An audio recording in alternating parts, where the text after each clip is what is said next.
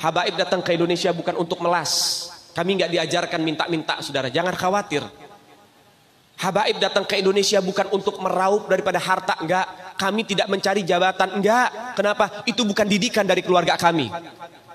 Didikan keluarga kami, lihat bagaimana Al-Habib Salim bin Ahmad bin Jindan, saya punya kakek, keluar masuk penjara. Kenapa bisa keluar masuk penjara? Membakar semangat perjuangan masyarakat Indonesia untuk merebut kemerdekaan, saudara. Al-Habib Ali bin Abdurrahman Al-Habsyi Kuitang, beliau yang memfatwakan ketika tanggal 17 Agustus Soekarno membacakan teks proklamasi mendeklarasi daripada kemerdekaan Indonesia. Beliau di hari Jumat itu, ba'da Jumat beliau fatwakan, sekarang saya fatwakan setiap tanggal 17 Agustus wajib pasang bendera merah putih di rumah-rumah kalian. Siapa yang nyuruh? Itu fatwa Habib Ali bin Abdurrahman Al-Habsyi Kuitang. Bendera merah putih, siapa yang memberikan instruksi kepada Bung Karno untuk membuat bendera merah putih sebagai bendera Indonesia? Itu adalah fatwa Al-Habib Idrus bin Salim Al-Jufri Palu Al-Khairat. Lambang negara Garuda, siapa yang buat? Al-Habib Asy-Syarif Hamid Al-Gadri dari Pontianak, keluarga baginda Nabi Muhammad. Lagu 17 Agustus, Pramuka, lagu syukur, siapa yang buat? Al-Habib Husain Al-Mutahhar dari Semarang, dzurriyyat baginda Nabi Muhammad.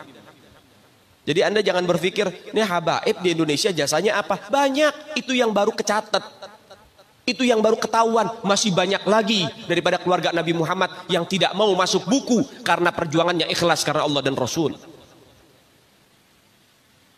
Banyak, saudara. Siapa Imam Bonjol? Semua pasti bilang pahlawan. Betul apa enggak? Imam Bonjol pahlawan Indonesia bukan? Pahlawan nasional bukan? Sekarang siapa namanya Imam Bonjol? Al-Habib Muhammad Syahabuddin, beliau habaib dari kalangan bin Syahab.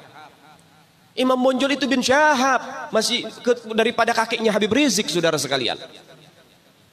Itu keluarga daripada Nabiuna Muhammad, keturunan Sayyiduna Muhammad.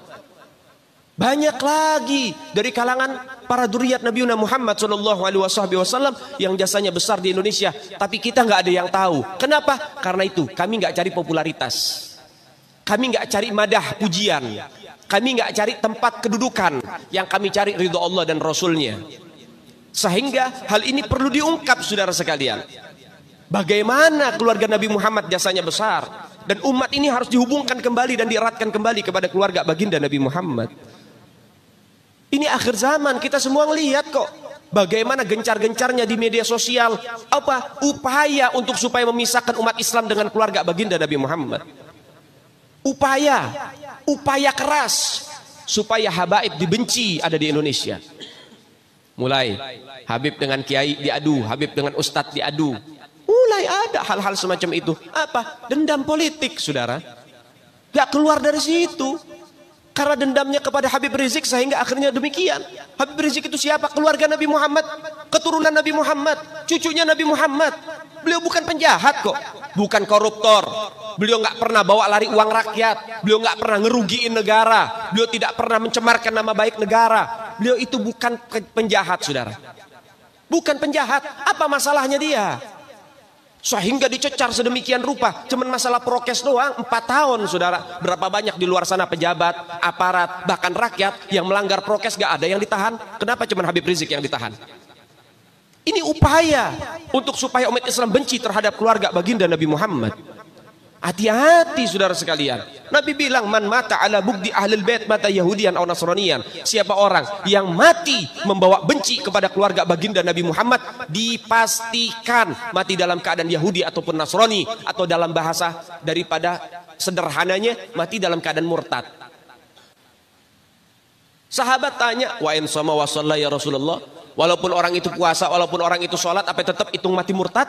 Apa kata Nabi? Wa in shamma wa shalla, walaupun orang itu puasa, walaupun orang itu sholat, kalau dia mati bawa benci kepada keluarga Nabi Muhammad, dipastikan mati dalam keadaan murtad.